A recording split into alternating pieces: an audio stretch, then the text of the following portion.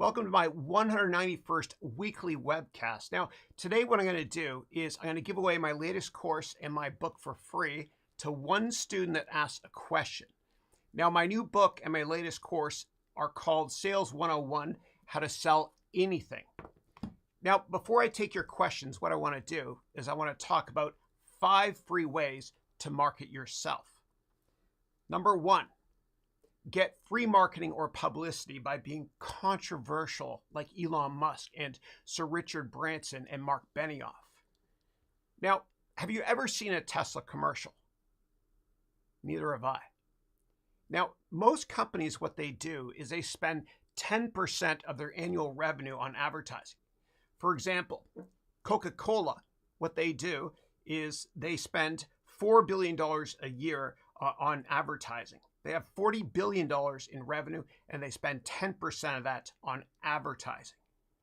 And so Elon Musk's free publicity comes from using Twitter, of course, and making very controversial statements like this one here.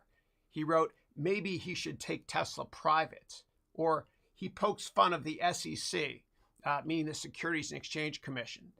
He says they're doing great work when he calls the SEC the Short Seller Enrichment Commission. Now, Sir Richard Branson gets a lot of free publicity as well. For example, in the 1980s, he launched Virgin Cola by literally driving a tank into Times Square and declaring war on Coca-Cola. Mark Benioff, who is the founder of Salesforce.com, is brilliant with controversy as well. And for many decades, what he's been saying is that software is dead because cloud computing is more efficient than traditional software. And Benioff's brilliance is that his controversial statements like Windows is dead, for example, has gotten him many guest interviews on shows like Mad Money. That's the Jim Cramer show there on CNBC. And in Mark Benioff's book called Behind the Clouds, which I recommend purchasing, he talks about how he made friends with 50 or so of the top finance and technology journalists to get free publicity for Salesforce.com. So how can you get free publicity as well? Well, in my MBA degree program, I teach you how to leverage LinkedIn in order to get meetings with journalists in order to get free publicity for you. And I can be controversial too by saying, I'm going to poke fun of myself here. I could be controversial too by saying that Harvard Business School, also called HBS, I could say that 2/3 of HBS is BS, or maybe 2/3 of Haroun Business School is BS. I don't know. Just kidding. All right. The second way to get free publicity is to become a thought leader. How do you become a thought leader? Well, just like the Rodin sculpture, I think, therefore I am. You got to think of yourself like a thought leader. And so what you can do is you can start writing articles every single week on the industry that you're in or the industry you're the most passionate about. And be consistent with this, please, and do this weekly. And don't give a damn if nobody is liking your posts, because eventually it'll work out for you, I promise. Okay, it's a marathon, not a sprint, and your competition will give up after a couple of articles. So after writing one article per week for 2 years, then you can take all the articles you wrote on LinkedIn, meaning all 104 of them, and you can put them in a book. And I did this actually oops, wrong book. I did this in 2014 and in 2015. And then I put all 104 articles in this book here. It looks kind of washed out because of the green screen here. Yeah. So you can actually do the same thing by downloading my free book templates from my website here at harounmba.com/writebook. That's all lowercase. harounmba.com/writebook, all lowercase. So let's go there together and take a look. I'll do this real quick. All right. So let me go over here and I'm going to go to harounmba.com/writebook. Okay. And so you click here to download the book template. It's easy to do. I don't ask for your email. It's free. Okay, so all you have to know how to do is use a browser in Microsoft Word. So let me download this and show you really, really quickly how this works. All right, so this is downloading here. Where'd it come? right here to downloads. Yeah, I found it. Great. All right. So all you have to do is fill out this template. I'm buying time here as it takes a second to open. But you fill out this template here, okay? And the instructions are on the first page. And this will explain to you how to publish for free on Amazon Kindle, Amazon Print, as well as Audible, which is acx.com. And so all you do is you fill in all this information here in this 6-inch by 9-inch book. And then you right-click here to repaginate, and you can publish this for free. All right, let me get back on track here. It's fun doing these things. Okay, great. I think I got the right slide there. Hold on. Here we go. Good. Okay, great. So making a book is free to do, and it can help you big time in your informational meetings or your interviews or in meetings with potential customers. And what I did actually was I did this with a bunch of my books. And so when I wrote a lot of articles on LinkedIn for a couple of years, I put it all together in this book here. And if you think that's too much work, you got to ask yourself, and I say this with love in my heart, how badly do you want that job or that customer? And when you go to an informational meeting, it feels so good to give this away as well. And you can also dedicate it to your mom and dad at the beginning, which is what I did. I love you, mom and dad, if you're watching. Okay, great. All right, so let me actually go back now to the slides. Okay, here we go. All right, so, last thing I'll say about this is that the order of the chapters in your book, there's the green screen, doesn't work, but the order of the chapters in your book should be based on the number of likes or comments you received on your articles that you published in LinkedIn. All right, let's move on now to the next topic here, number 3. Here we go. Okay, great. So the third of 5 ways to get free publicity: repurpose your content.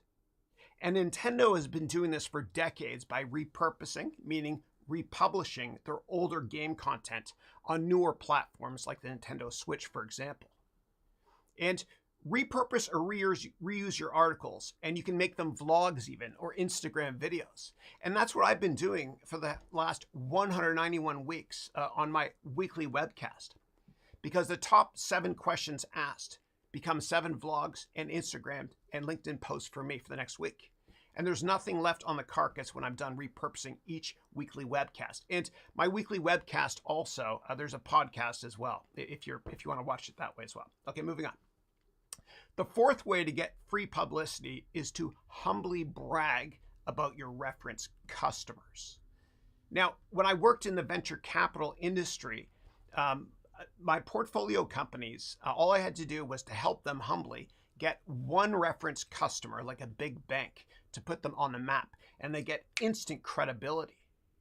And what you can do if you want to is you can do the same thing with LinkedIn by getting at least 10 people to write LinkedIn recommendations for you. And if you don't remind people of your accomplishments, then they'll soon forget.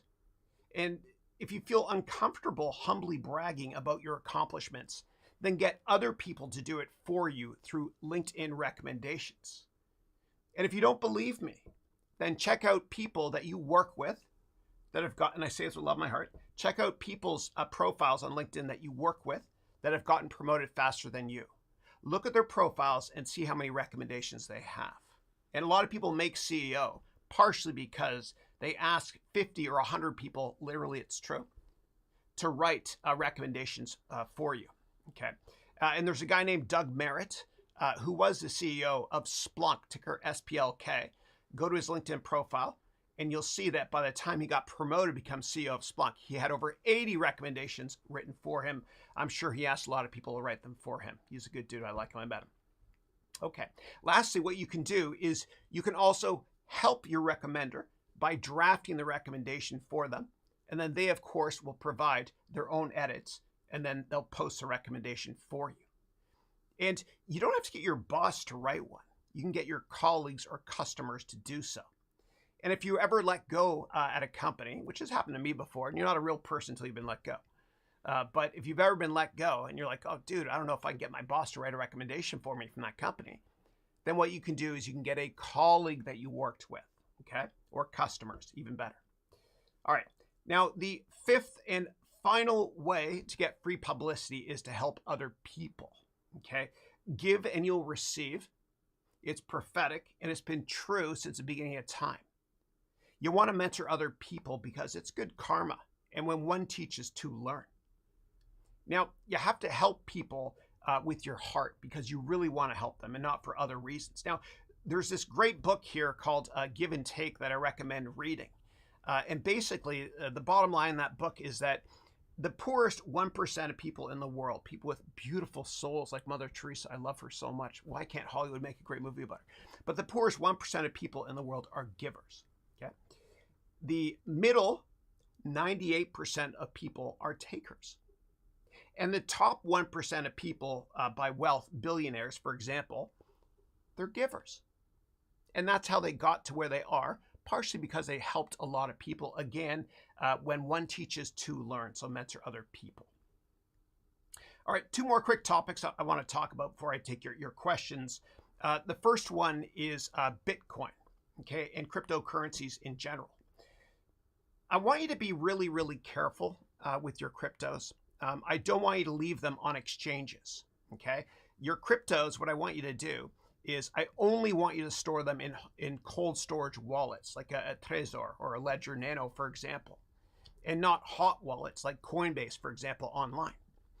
And the reason I say that is a lot of cryptocurrency exchanges and companies are now going bankrupt. And the only way to secure your cryptos is to keep them in cold storage wallets, which I talk about in a lot more detail in my MBA degree program. Really quickly, I'll explain the difference between hot and cold wallets. Okay, so with your bank accounts, you have a checking account and a savings account. Okay, your checkings account has a slightly lower interest rate, right? And so you usually put a lot more money in your savings account. And so hot wallets are wallets that require electricity to always be used, meaning software-based wallets in the cloud, like on Coinbase, for example. Okay, and so think of your hot wallet as like your checking account. It might be cryptos you want to trade, or hopefully not trade, but maybe I don't know, buy products with or services. Okay, so that's your hot wallet is like your checking account. Your cold wallet is like your savings account. Okay, and it's called a cold wallet because it doesn't need electricity to store it, right? Because you can take these USB terminal token wallets and put it in your pocket and not attach it to your computer at all. So the bottom line is this: please don't keep most of your cryptos online in hot storage wallets. Use cold storage wallets like the Ledger Nano S and the Trezor as well. All right, one more thing I want to talk about is what's going on with the US dollar. So the US dollar now is going up a lot in value relative to other currencies. Like the euro and the dollar are basically at par, which is unbelievable. And one of the reasons this is happening is because the United States government has been raising interest rates, okay, to combat inflation. And they're doing it more aggressively than European countries are, or I should say the ECB, European Central Bank, and the Bank of England. And as a result, because US interest rates are going up more people are investing in US dollars. Also, the US dollar, it is what it is. It's a flight to quality. The US government is the last company on the planet, so to speak, that will go belly up. And if we go back to 2008, we saw the exact same pattern. The US dollar got very strong versus other currencies. And so that explains what's happening right now with the weaker euro relative to the US dollar. And if you have additional questions about that, please let me know. And thank you as always. All right, now, what I'm going to do right now is I'm going to take a really short break, and then I'll answer your questions. I'll be back in 1 minute. Now, here's a vlog that I'm the most proud of publishing right here. Thanks for your patience. I'll be right back in 1 minute. Thank you. If you bully people at work, meaning if you're a corporate bully, then I want you to keep watching this. Otherwise, don't watch the rest of this vlog. It's going to be out there today. But for you, the corporate bully, I want to thank you. I want to thank you for being such a jerk. And by the way, you peaked in high school and you're so insecure that you treat people poorly. I get it. I get it. You're really insecure. I understand. But you know what? In a bizarre way, and I think what you've done at work, treating people poorly, is disgusting. But I think in a bizarre way, I want to thank you.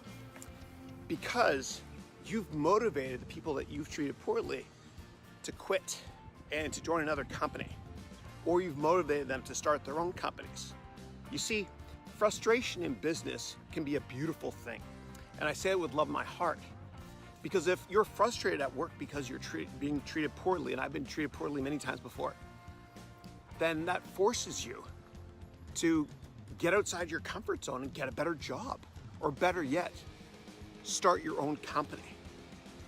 If I can be resourceful in any way, helping you start your own company, please let me know. Thank you. Not the bullies, just the people who are being bullied, like I was. Thank you. All right, I'm Batman. Everybody wants to be Batman, eh? All right, let me get to your questions.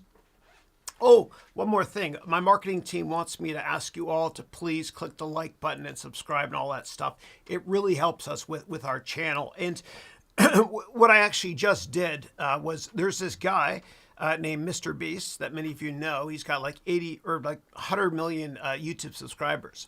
He wrote a book with this guy named Daryl Eves. And I just actually hired that company, Daryl Eves' company, to train my staff on how to grow our YouTube channel. So please like and subscribe and all that good stuff. Okay. All right, let me kick it off here with BMD Matthias, who wrote, when are items going to become more valuable than money? Right now, because money just sits around and does nothing, while an item like my pedal bike helps me go faster. And as prices keep rising in the future, for example, when a person comes to me and tries to buy my pedal bike for $70,000 US, that'd be nice, I will turn them down as my pedal bike is worth more. Then it will go back to the 1800s where they traded beaver pelts for paint and skip money. Yeah. So what's happening right now is kind of the inverse of that. So what we saw over the past couple of years when interest rates were basically zero during COVID, or the peak of the COVID crisis, what happened when rates were zero was all other asset classes went up in value because nobody wanted to own dollars. Okay. But the inverse of that is starting to happen now because the United States government, for example, is raising rates aggressively to combat inflation. It's a big problem. And it's all because of Russia, of course. It's terrible what's happening. So right now, what you're seeing is currencies are going up in value. And as I explained a couple of minutes ago, the US dollar is very strong versus the euro and other currencies now because the United States government is raising interest rates faster than others are. Yeah. Okay. Next up, I've got Peter or Petra from Romania. And you wrote here, hey, Chris, any advice when dealing with a breakup? Thanks a lot. Oof. Yeah. And I remember I think you're 20 years old. Yeah. You joined us last year and you're 19. You're 20 now. Yeah. Oh boy, man, that's tough. So, I remember I went through my first big breakup when I was about your age, maybe a couple of years older. And my girlfriend at the time, she told me that I just wasn't listening to her or something like that. I can't remember what she said. Awful joke. I'm sorry. But when you go through your first breakup, it's really painful. But after that, it gets a lot easier. You get numb to the pain. And the way I went through it was I tried to distract myself. Like play video games. I know you're a big soccer fan. Play FIFA on your PlayStation or whatever it is. Just get your mind off of it completely. Yeah, completely. And then count the days where you didn't think of her. And so for me, I remember it was a couple days without thinking of her. It's like, okay, great. And then it went a couple of months, couple of years, and decades now. That sort of thing. So just stay busy. That's the best way. Always, always, always. Yeah. Beautiful day here. We have a bit of a heat wave here in the Bay Area, California. And I know that there's been heat waves overseas as well. It's just brutal, man. Like it's happening in Europe. It's happening in Texas with a bunch of my students, and it's happening here as well. And I got to make sure that I don't let my cat go outdoors today because it's going to be really, really hot. Yeah, I love my cat. And my cat loves me because my wife is away with the kids on vacation. I couldn't go for a number of reasons. As you know, I wasn't feeling that great and stuff. But my cat loves me because there's no one else to give her attention. Okay. All right. So hopefully, Peter, that's helpful. And let's get some engagement from other people as well. If people have advice for Peter in terms of how to deal with a breakup, then please type it here in the chat. That'll help with engagement as well. All right. And as I learned stuff from Daryl Eves, who wrote that book with Mr. Beast on YouTube, as I learned how to scale my channel, I'll teach you. Based on my many mistakes, as always. Let me make mistakes for you so you can learn from my mistakes. Okay, and I'll keep you guys updated over the next couple of weeks on what materializes there as well. It's a big investment for us. All right. Next up, I've got Thomas. How are you? Thomas is from Sweden. He's one of my Platinum MBA students in the class that just started here in June. That's on Wednesdays. And the Friday class is going to start September 30th. Every single Friday, starting September 30th for a year, okay? And that's going to be 9 a.m. until 3 p.m. my time. Go to my website to get more details or ask me about it if you're curious. So Thomas wrote, hi, Chris and everyone. Great to see you again. Great to see you as well, brother. You inspire me. You wrote here, how many hours does it typically take a newbie to conduct fundamental analysis on a cryptocurrency using your methodology and templates taught in our MBA program? Yeah. So initially, and the template you're talking about is commensurate or similar to an IPO document. So the thing about IPOs, which is great, is that if you want to list on the major markets in the United States and globally, what happens is investment bankers and lawyers, they write this prospectus. It's like 200 pages long. It tells you everything you need to know about the company. The problem with cryptocurrencies is because they're unregulated, there's nothing like this for you. And so I help you to write this sort of thing as well in my MBA program. Now, typically, once you get good at it, you can do it in a day. But initially, it'll probably take you about a week or so. And after a while of investing, you realize what's important and what's not. You'll separate the news from the noise and be able to drill down on one or two issues. When it comes to cryptocurrencies, the most important thing you can look at, I think, is supply. Right, and so with Bitcoin, the supply will never be more than 21 million Bitcoins by the year 2140. Okay, always look at supply. And last week I talked about the Honus Wagner card. This is a fake, but there's only 60 of these in the world, and one was sold last year for about $7 million. You always want to look at supply. Okay, with most asset classes as well. My grandfather, God bless him, I miss you, used to say, Chrissy, buy land, they're not making it anymore. All right. Next up, Finn, who's also my MBA program, wrote, good morning, Chris. Good morning to you too. Hope all is well. What do you think about the markets tumbling today? Is it time to buy or hold tight? Yeah. So there's not maximum fear out there yet. And the way to know when there's maximum fear, and this doesn't always work, is when the VIX spikes to above 70 or 80, which happens maybe once a decade. And you can always go to my YouTube channel and search for the word VIX, or go to harounmba.com and search for VIX at the top to watch a video on that. Now, you can't time markets at all. And when I used to work in the hedge fund industry, I worked for this brilliant man at Pequot Capital named Art Sandberg. God bless me, passed away recently. But I remember in 06 and 07, I was pitching to him, my team and I, a bunch of shorts in the home builders sector. Lennar, ticker LEN, and KBH, ticker KBH for KBH Homes. And our thesis at the time, wanting to go short in 06 and 07, was because of the housing market being overvalued. And he stopped us, I remember, when we were pitching this idea, and he said, son, let me stop you there. He said it very nicely. He said, I've been around long enough to know never to stand in the way of insanity. You know, markets peak, markets trough. You can't time this sort of thing. You just can't. So nobody can time the bottom of the market or the peak of the market. And that's why you got to be like Warren Buffett and think long term. Now, when Warren Buffett invests in a stock, he tells himself after he buys the stock, I don't care if the stock market's closed for 10 years. He's that long-term focused. The longer the view, the wiser the intention. And we have to be the same way. So what does that mean for stocks today with the market tumbling? Well, I think you can roll up your sleeves and start accumulating stocks that you love after you've done a lot of fundamental and valuation and technical based research, which I teach you in a lot of detail in my MBA program. You can't time it. You can dollar cost average if you want. Now, I never recommend having more than 5% of your liquid cash net worth in any one particular stock. So you can start accumulating now. Maybe throw on 50 basis points. That's a 0.5% position. And as the RSI indicates that the stock is massively oversold, meaning an RSI of 20 or so, you can keep buying more and more and more until it's a full position. Yeah, you can't time these things, I promise you.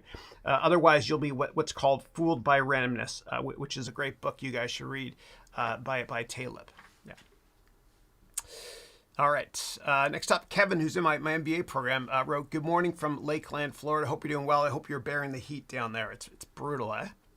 Yeah, good to see you." Moving on to the Berlin. Oh my goodness, it's been a while. How are you? The Berlin is in my January MBA class. You wrote, "Good morning. Hope everyone is doing fantastic. It's been a minute, but I'm here, so let's get it. Let's go." I love that. My son Matthew says that all the time too. Let's go. And then you wrote, "Chris, if they keep raising rates, but inflation comes in hotter than before, then what happens?" Yeah. So what happens is they'll keep raising rates until the economy slows down materially. They have to do it. Because if they don't raise rates materially, then you don't have an economy. And what happened was, there's a couple of extreme examples of this. In the fall of 1998, in Zimbabwe, the daily inflation rate was 98%.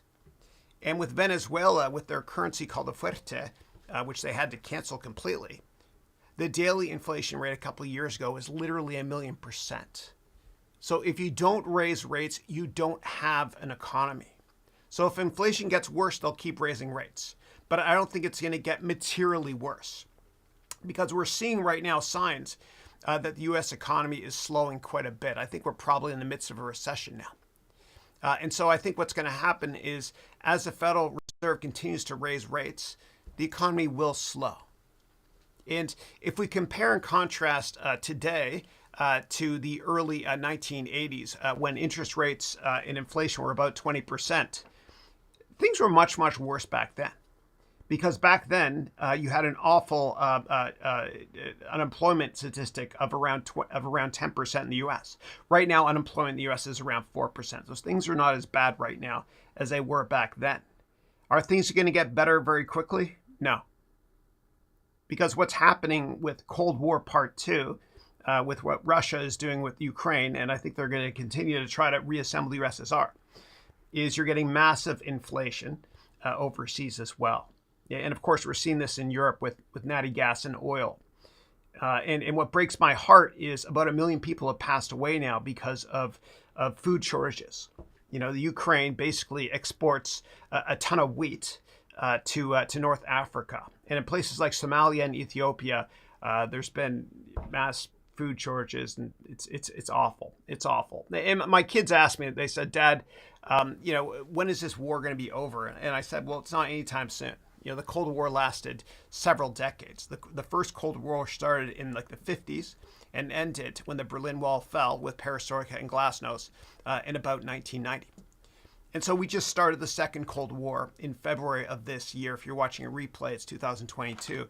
And I don't think that, I think this is going to be a multi-decade thing. Yeah. Yeah, but my heart bleeds for those in the Ukraine and anywhere that's suffering from hunger. It's awful. I think it's going to get worse. Yeah. All right. Next up, Nintendo wrote, "Hi, how are you? Good to see you." Andre, good morning to you too, brother. Great to see you. All right. And give me 1 second here, guys. Hold on a second here. Okay. Next up, Abby wrote, "Sir, call me Chris, please. Can I get some free sources? I've just joined the MBA in banking and finance." Yeah, free sources. Okay, so I think what you're referring to is free resources online to get information to help you invest better. Yeah. So the best source online I can recommend is the international version of the Wall Street Journal, which is called the Financial Times.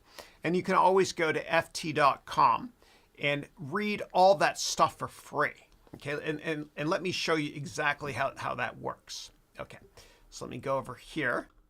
And this doesn't work with all websites, but it does with a lot of them. So what you do is this. You go to ft.com, okay?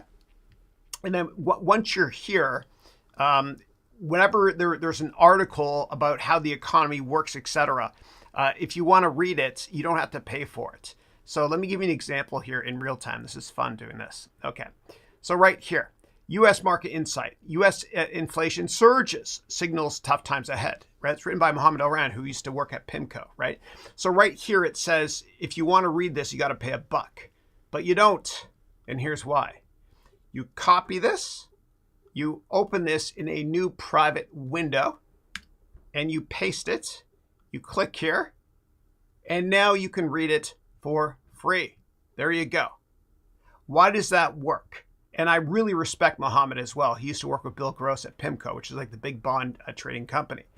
Why does this work? Well, it works because if it did not work this way, then the FT, from an SEO or search engine optimization perspective, would not rank well in Google.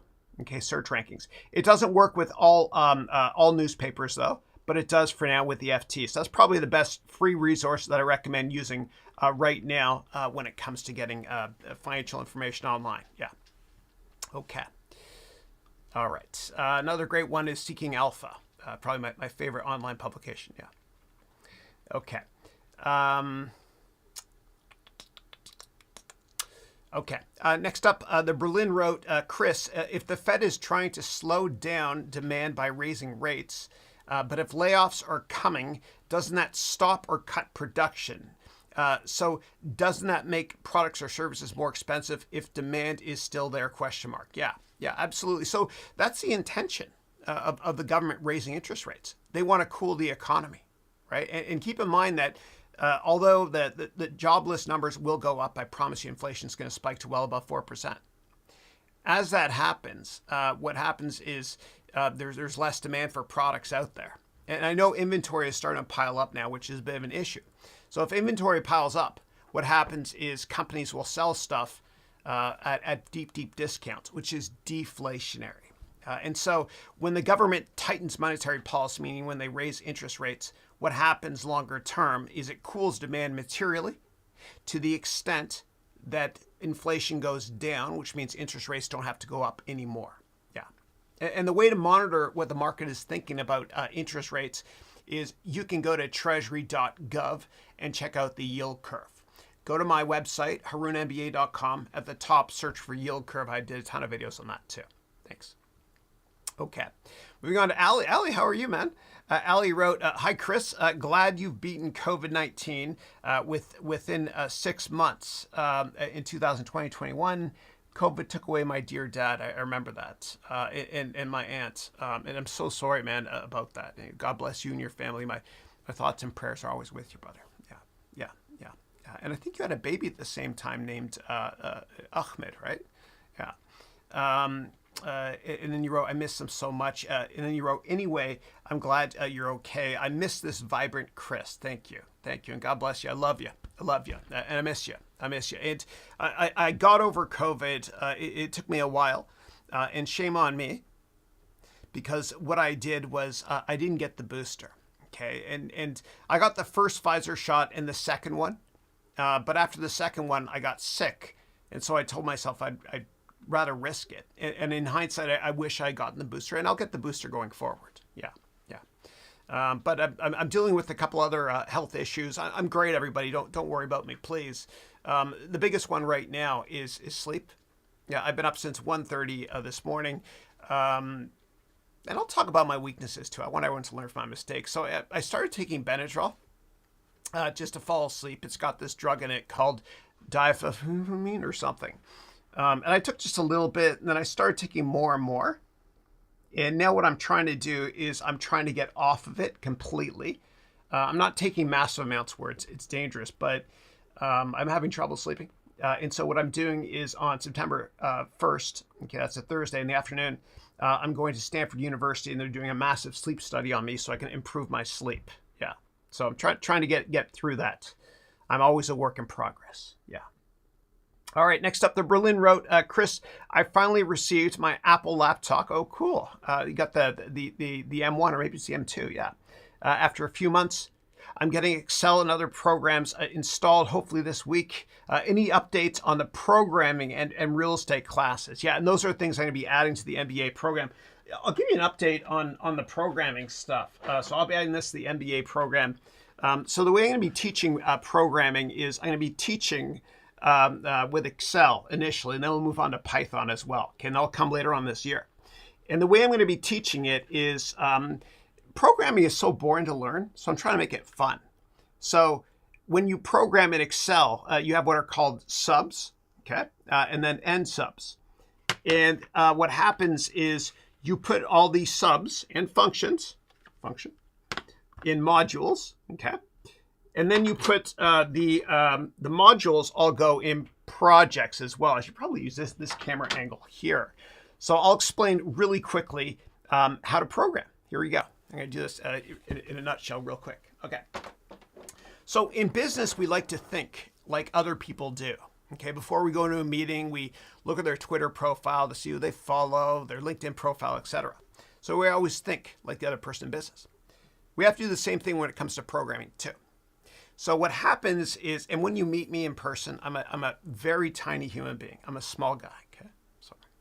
Dude, I went like 36 minutes without any dad humor. That's a record for me. So the way you program is you think like a computer, and this is how I'm going to teach it. Okay. So you start with an object, okay, a pencil. And then you do object dot smaller object, okay, object dot smaller object, okay, like for example, an eraser. Then you do object dot smaller object dot property and give it a value. So for example, pencil dot eraser dot color equals green instead of pink. That's the way I'm going to be teaching it. It's all going to be object oriented with real objects. Projects go in modules. Modules go in projects, and then you have subs within that. So anyway, it's a work in progress. It's going to be visual, graphical, like usual with me, a lot of props. It'll be a lot of fun. So that will come later on this year. The real estate stuff is going to be added to the MBA degree program next year. Now, anybody that bought the MBA last year, this year, or any time, and in the future gets all stuff added for free. Okay, you don't have to pay an additional fee ever. Now, the real estate stuff, I postponed it because I wanted to fly to Canada to show you a couple buildings I bought in London, Ontario, and how it works. I had to postpone that, but I'll get that done as well. Real estate will probably push till next year, though, to be honest. Okay, for a change. All right. Next up, we have Pearl. How are you? Pearl's in my silver program. Great to see you. And for those in my silver MBA program, I start, I'll get back to doing the 10 a.m. to 11 a.m. weekly Thursday Zooms with y'all starting next week. Yeah. For health reasons, I had to pull back a bit, but I'm fine now. Thank you. Pearl, great to see you. All right, moving on to the Berlin, who wrote, I'm glad to hear your voice is back and you're doing well. It's been a minute since I've been in one of your live classes. I'm ready for the 18th. Awesome. And so that Monday, the 18th of July, I'll resume the January session classes. Yeah. And thank you, everyone, for your patience with me. Yeah. And we are not behind schedule. We're on track now. Okay. Moving on, Manas. Manas, how are you? And thank you for all the LinkedIn mentions this week, man. I appreciate that. God bless you. You wrote, good morning, my dear mentor. Chris, please. Hope all is well. How are you doing today? I'm great. And then you wrote here, my mentor, a lot to ask you today, so please get ready. I'm ready, please. Thank you. And by the way, thank you, Nintendo, for buying, for supporting my YouTube channel by subscribing for the 99 cents per month, where you get 5 free courses. And for anybody interested, just go to my YouTube channel to the join button and check it out. Thank you for that support. I appreciate it. Thank you. Okay, moving on to Ali. Ali wrote, sorry for my negative energy earlier about how COVID took my loved ones. No, brother, please. I'm with you. I'm with you, man. And I remember when it happened, I remember praying for you, and I always will pray for you too, man. And it's so good to have you back. I love you and I miss you. Okay. You wrote here, on a lighter note, I have a dad joke that you may find funny. Yeah, bring it on, please. All right, let me scroll down. You wrote here, what did the plate say to the other plate? Dinner is on me. Oh, it's good. I like that. That was good. Excellent. And I hope you like all my plate humor here as well. Yeah. Okay. All right. Manas has a question, which is Russia stopped the Nord Stream oil supply, and now Germany, France, Spain are facing a ton of problems.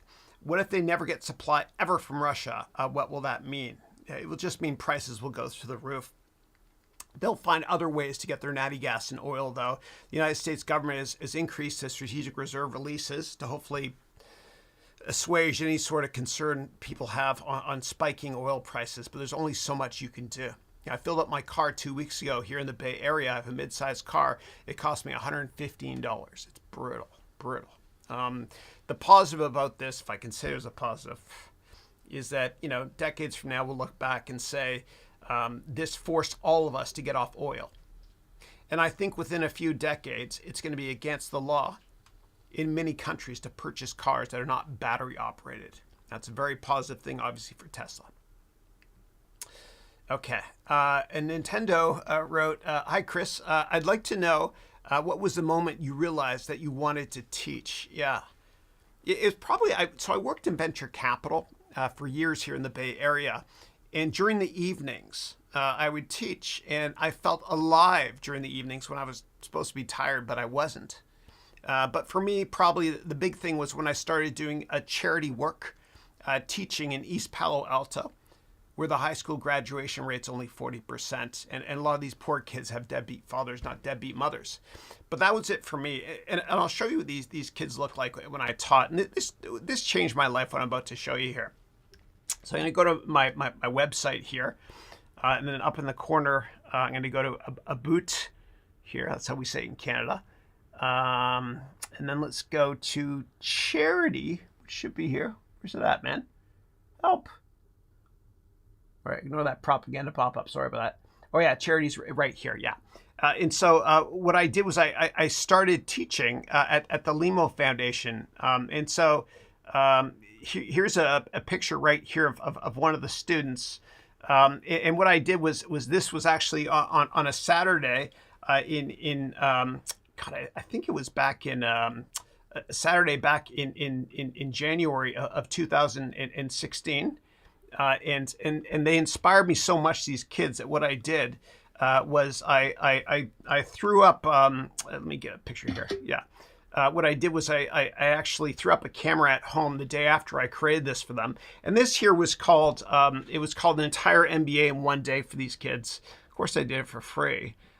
They inspired me so much. And the next day, on a Sunday in January of 2016, I put up a camera at home and I recorded myself for 8 or 9 hours straight, just talking. And I called that an entire MBA in one course. And I put that online. And it wasn't just to make money. I wanted to help. And then that was kind of a life-changing thing for me. Anyway, everything you guys are learning in my MBA program is because these students here and these degrees I made from that day. Changed my life, man. Yeah. And it wasn't about the money, because I think if you chase money, you lose your dreams and your money. But if you chase your dreams and you don't give a damn about what people think of you, then something wonderful happens. Your dreams come true and the money follows accidentally. It always does. It always does. Yeah. Yeah. But I wish I started teaching back when I was in my 20s. But I truly am happy now doing this. And I was insecure too, man. Like I don't know. Like for all my students that want to be investment bankers, before you figure out how to do it, and I can help you get there, but before you figure out how to do it, always ask yourself why. Why do you want it? And if it's just to accumulate, wealth, you're never going to be happy. Because I remember when I worked on Wall Street at Goldman Sachs, every bonus season, everybody was depressed, myself included. It was awful, man, because we were comparing ourselves to those that made more. The only time you should look in your neighbor's bowl is to see if they have at least as much as you do. So please figure out why you want to do something before figuring out how. And I'm very proud of, I have a student in my MBA program who just got a job at Goldman Sachs. Goldman just relocated him and his family from the Bay Area here to New York City to start in investment banking. And in his start class, he's got Harvard MBAs and everything as well. I'm proud of him. And I think he's doing it for the right reasons as well. All right. All right. So next up, the Berlin wrote, so Chris, you're saying that Coinbase might not be a safe place because of bankruptcies. It's tough. So if you want, what you can do is go to my website and do a search on Coinbase. I did a long vlog on their converts, and they raised over $1 billion, just a couple months after their IPO, which was brilliant in hindsight. But I don't want you to keep money anywhere, in cryptos, anywhere online. Okay? I want you to keep it in a cold storage wallet because we just don't know what's going to happen with a lot of these exchanges, even the ones that are well capitalized, like Coinbase. And I say with love in my heart because I care. Yeah. Okay. And these are unregulated markets too, so anything can happen. Okay. All right. Kuna says, hey, Chris, everyone. Good to see you. Good to see you. Moving on to Maria, who's in my MBA program. Good to see you. You wrote, I hope you're having a great day. I'm having an awesome day. Thank you. Although I went to bed at like 9:30, I couldn't sleep, got up at 1:30. But I'm excited to be here, man. Excited to be here. Yeah. Okay. And then you wrote, I want to ask, what is your opinion on submitting ID in an online exchange without water pads? Yeah. I don't know what that means. I'm so sorry. If you want, you can provide the company name and I'll do real-time research with you here. Thanks.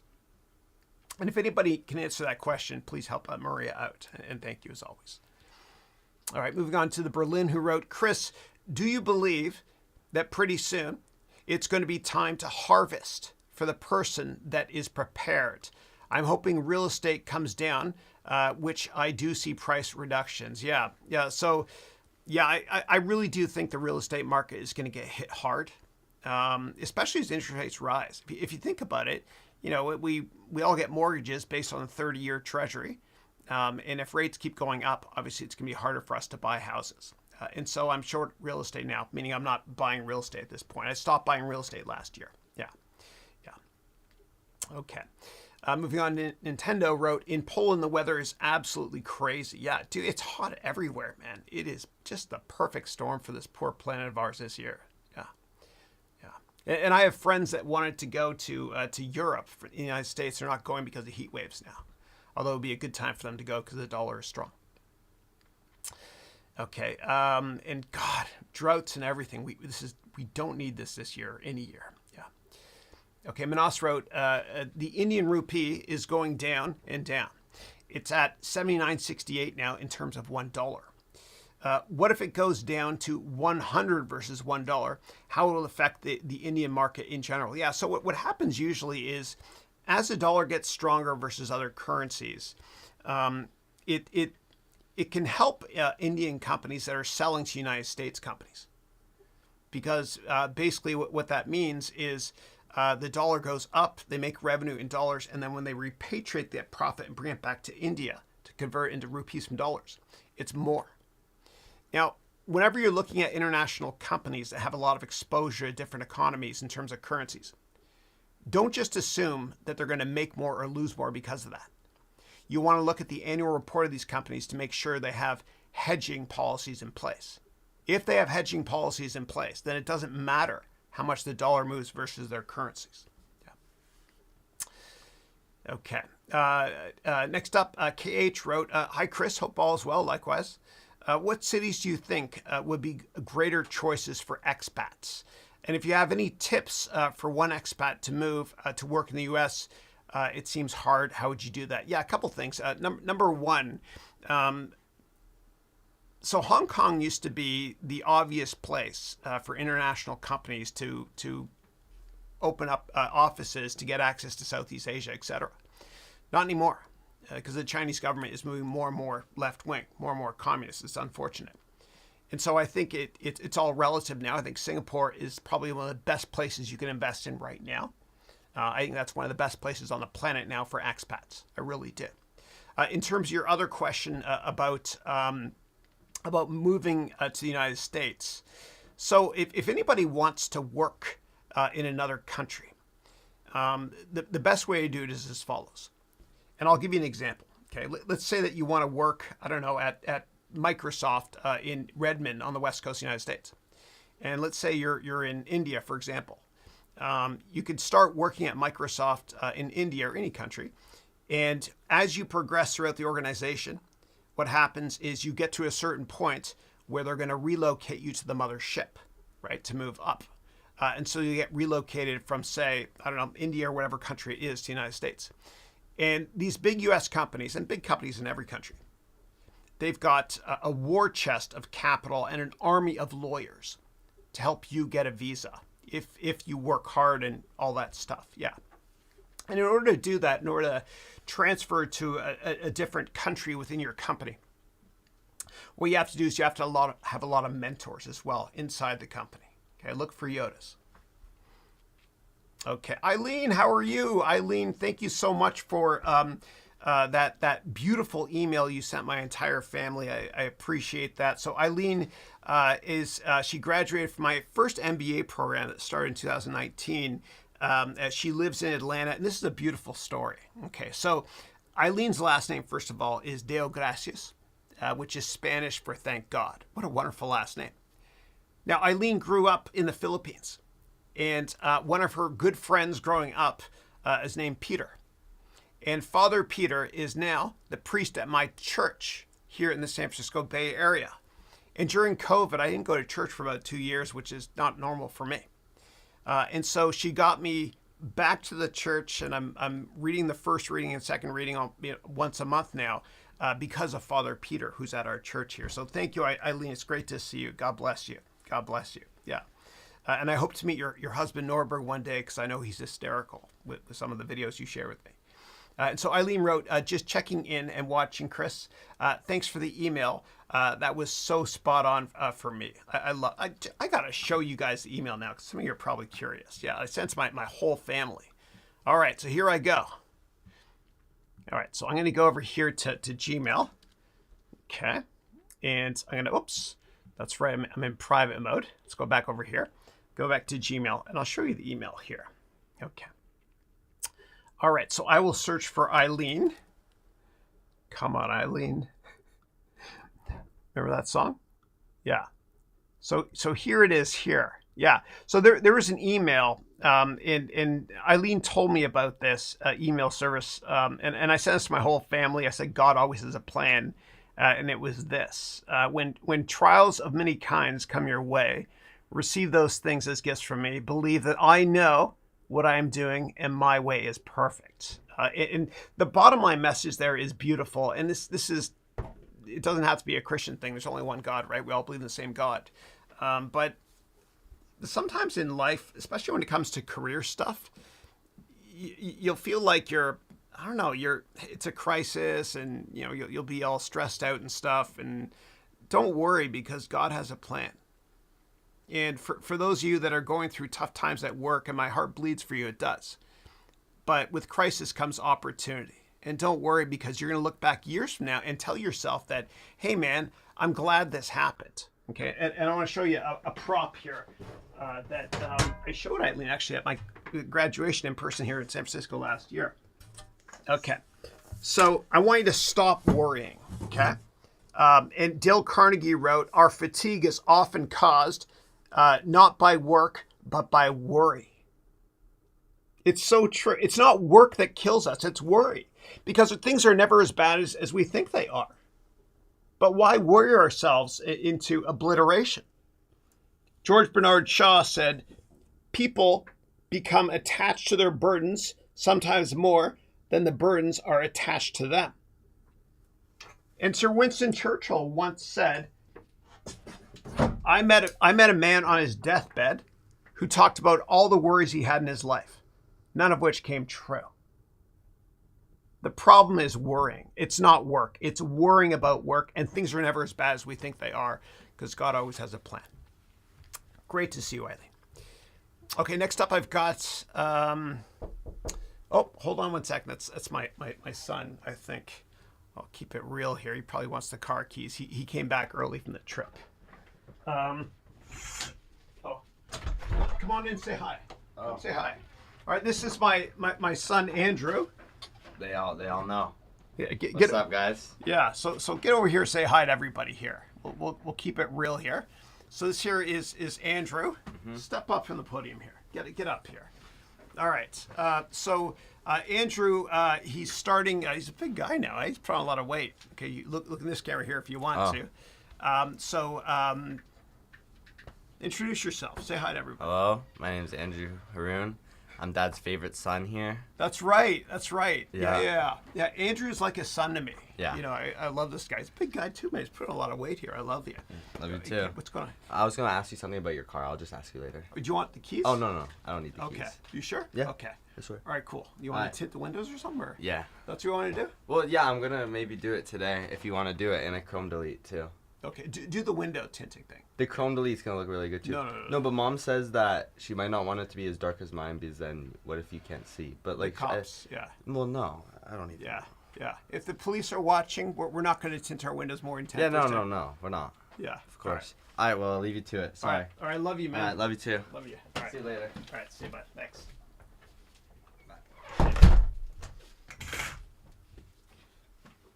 That was my son. Yeah, I'm very proud of him. He's starting Berkeley actually. I'll change my hat to Berkeley here. The reason I'm wearing a hat today is because, you ready for this? It's disaster. Look at that, man. I wish I was a little bit taller. Wish I was a baller. Yeah. But he's starting Berkeley actually in a month or so. I'm very, very proud of him. He takes after his mom. He's smart. All right. Keeping it real. All right. Next up, Adrian, with respect to cold wallets, he's recommending the Ledger Nano, the Trezor. Yeah, I use those too. And then the Elipal, the Disk, and a couple others I haven't used before. Yeah, thanks. Okay. Steve wrote, wow, hi, Chris. Nice job. You're very cute today. Keep it up. Thank you. My son is cuter. Yeah. Okay. Okay. Moving on to Alexis, who wrote, Chris, Chris, thank you for everything. Chris, we see a lot of ads about trading and technical analysis. Can you please say out loud that we cannot make consistent returns with technical analysis and trading? You can't make consistent returns by trading. I promise you. Because the reason that stocks go up and down within each month, and each month has 20 trading days, meaning 20 weekdays. The reason stocks go up and down is because of stuff out of our control. Saber rattling between, I don't know, Beijing and Riyadh or DC and Riyadh or DC and Moscow. You can't forecast that stuff. You get fooled by randomness. It's really, really hard. And if it was easy to make money in trading, then we know the names of a lot of successful traders. They don't exist. The long-term investors like Warren Buffett, we know their names. The longer the view, the wiser the intention. Yeah. Okay. All right. Next up, Vangelis, who's one of my favorite, actually, composers. Yeah. I think he's Greek. Yeah, he did Chariots of Fire. And he can't read music, actually. It's pretty cool. Just like Paul McCartney, he can't. But Vangelis wrote here, hey, Chris, hope you're doing well. I'm doing great. Thank you. Thanks for asking. Okay. I'm so happy my son got to come and say hi. Yeah. Okay. Moving on to Manas, who wrote, Russia is supporting people who are minting cryptos and Bitcoin. The government wants people to work with it more than ever because that helps them keep the ruble higher than ever. Yeah. Well, what's keeping the ruble higher is higher interest rates. Right, so you know in Russia they raise interest rates to well above 20% back in March. Yeah, and so basically when countries raise interest rates a lot, it helps their currencies as well.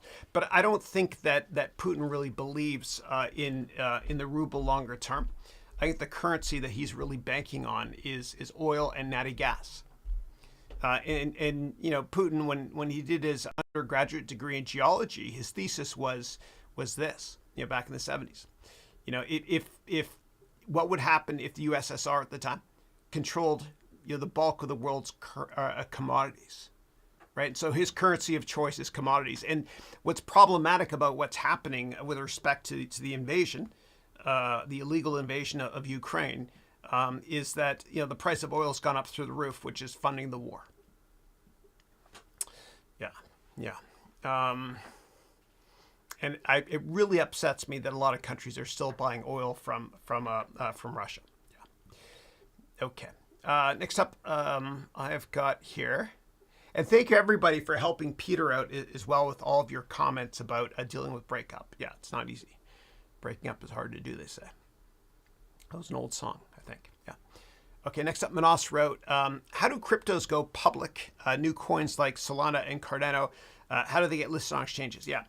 So basically, the most important platform when it comes to cryptocurrencies, you always want to own the road or platform, those are the best investments. The most important platform is Ethereum.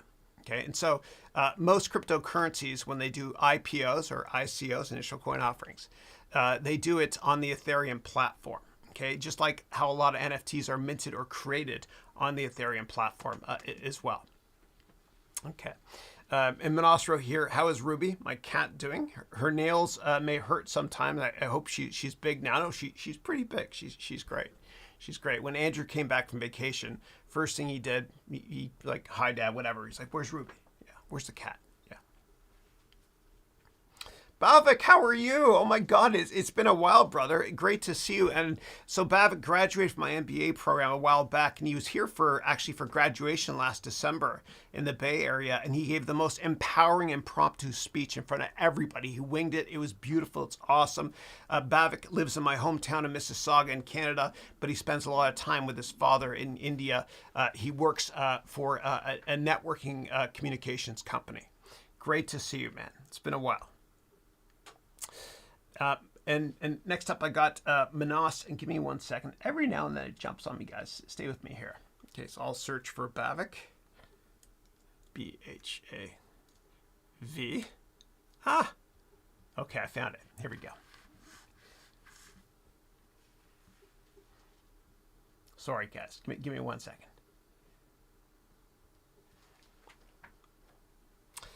Control F. Thacker, T-H-A-K-K-E-R. There we go. I found you. Okay, good. All right, Manas wrote, will this recession get into a depression? And if it does, what happens then? Yeah, depression is, I guess, 3 or 4 consecutive quarters of negative year-over-year GDP growth. I don't think it will get that bad. I don't. If it gets really bad, a deep recession, I think what will happen is that governments will cut interest rates. Because if we go into a depression or close to it, what that will mean is demand will go way down for all products, meaning deflationary. At that point, the government will cut rates. And the reason why you want governments to raise rates, the reason you want governments to raise rates when times are good, and they should, is so that when times are bad, they can jumpstart the economy, right? By basically cutting rates, which floods them, this is fake money, floods the market with more money. And when the supply of money increases, interest rates go down. Yeah. And so it's smart that they're raising rates now. And in hindsight, which is 2020, government should have been raising interest rates more so in 2014 and 2016. But I think that certain Federal Reserve people were bullied by certain politicians then. I'm going to shut up about politics now. Okay. All right. Okay. And then next up, Elon Musk left the Twitter deal midway. Twitter will sue him. Why is that? And what happens if that goes its way? Yeah. So there's a lot of speculation what's happening with Elon. On the one hand, Elon is saying that, Twitter didn't disclose enough stuff to him when he was doing research on buying the company, like how many bots there are out there or fake accounts. On the other hand, Twitter executives and many people in the press are speculating that because the value of Tesla has gone down materially, that Elon can't finance the rest of the deal. And I don't know if that's true because Morgan Stanley was already ready to finance the whole thing and give him favorable credit terms. Yeah, but as I mentioned earlier today, at the beginning of today's segment, when I talked about Elon, controversy has helped his company tremendously from a free advertising perspective. Next question is from Finn, who wrote, "Hi, Chris. I'd like to request a recommendation from my boss on LinkedIn, but I don't want him to think I'm looking elsewhere for a job. How would you request a recommendation on LinkedIn?" Ooh, that's tough. Okay. Here's what you can say, if it's true, okay? If you work in sales, you can say that, the more recommendations I get, the better it is to be able to network to get more customers for the company. If that's the case, yeah. If you're not sure from a corporate culture perspective what to do, look around and see what other colleagues of yours have done in terms of recommendations. Look at their profiles. Yeah. Okay, Zoralina, how are you? Great to see you. Zoralina is from Paris originally, but she now lives in Ontario. She's in my silver MBA, and she has 2 cats named Mimi and Mumu. So Zoralina wrote, breakup. Oh, when you're okay, you're giving advice directly to Peter in terms of how to deal with the breakup. Thank you for that. Yeah, that's helpful. Okay, and when you guys write comments to each other, put the @ symbol with each other. Do a lot of that too. It's great for engagement. It's fun that way too. Yeah. Okay, moving on to Ed. Ed wrote, "Peace, Chris. Glad you're well. What are your thoughts on cryptos these days, specifically Dogecoin?" Yeah, I've never been a big fan of Dogecoin. I think what's happened is Elon is kind of propped it up as a joke. Yeah. So do your own research on that one. Haven't done much research on it in general. In terms of cryptos in general, all speculative asset classes are in free fall because interest rates are going up a lot. And so when rates go up a lot, hedge funds and retail investors don't use as much leverage, meaning they don't borrow as much money to invest. And speculative assets get hit very, very hard. Yeah, so be very, very careful, please, with cryptos. Don't ever make cryptos a massive percent of your portfolio. Yeah. And I teach this in much more detail in my courses, MBA stuff too. Yeah. All right. Minas wrote, "China and Russia are having great trade deals." Yeah. China is now the highest oil importer of Russian oil. What is it using it for? Why does China need so much oil? Yeah. So, I mean, if China can get better prices on oil from Russia, then they'll do it. I mean, China needs a lot of oil to grow. And every single year, China deploys or builds the equivalent electricity grid infrastructure of the United Kingdom every year. And for industrial production purposes, the biggest input is always the price of oil. Yeah. And the Chinese economy can't slow down. Otherwise, I think there'll be mass panic and riots, etc. Think 1989 Tiananmen Square riots times a gazillion, because everybody is a journalist now with these things. So China's economy cannot slow down. Yeah. Otherwise, it leads to civil unrest. And China's communist too, so I'm sure they're happy cozying up to Russia. Yeah. Okay. And next question is, how unfair is it to stop people from selling their stakes? Binance blocked Bitcoin sell-offs last week. It forced people to stop selling. How is it fully decentralized then? It's not fair. It's not fair. But the problem is this. When you invest in a hedge fund or in any sort of exchange, you click a bunch of "I agree" boxes, okay, or you sign paperwork to the extent that if you read the fine print, there are gates that can go up to lock you from taking your money out. And what happened was in the fall of 2008, some of the biggest hedge funds on the planet, they put up gates and they didn't let their investors take the money out, okay? And investors complained, but when investors signed up to invest in these massive hedge funds, there was a stipulation in that massive contract that the gates can go up and they can stop redemptions for a certain amount of time. Yeah. Okay. Next question is, you love dosa. Yeah, it's the best food in the world. I love it. You love dosa and it's awesome, but you need to try a Punjabi food as well. It's called chole bhature. Copy the words in heaven and earth, eat it, and tell me how you feel. Thank you. No, I will. And Punjabi Grill is my favorite restaurant when I was in Delhi and Mumbai at the airport. And Punjabi, that's where I actually had my first dosa there. Yeah, which is good food. I love it. Okay. Manas wrote, why are you changing your YouTube channel name every week? Anything serious? I noticed that a lot of time. I'm playing around with things. And so I'm looking at a lot of data, trying to grow the YouTube channel. I'm trying a bunch of other things as well. Work in progress. You'll see. Yeah. Okay. And Lala wrote here, I finally caught you live, Doc. I love your courses. Thank you. First time I've seen you here. I hope you join me again. Thank you.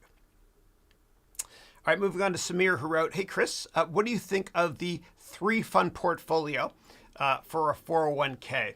I disagree with that, because if you have 3 stocks or whatever it is, or 3 investments in a portfolio, that means that you have 33% of all your capital in one particular stock or ETF, whatever it is.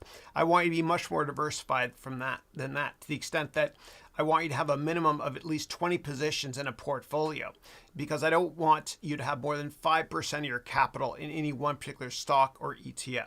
Yeah. Okay. Manas wrote, thank you for everything. My pleasure. It's always a pleasure to be here. And then he wrote, what are you preparing for your 200th episode in 9 weeks from now? That's right. Would love to see that. And all my courses are always free in Project Magoo. Thank you. And we're almost done with the building, actually, in Rwanda. Yeah, it's been a while, but we're getting there. Yeah. I don't know what I have planned for the 200th. Yeah, nothing special. But for my 50th birthday, what I did was this, which was in February.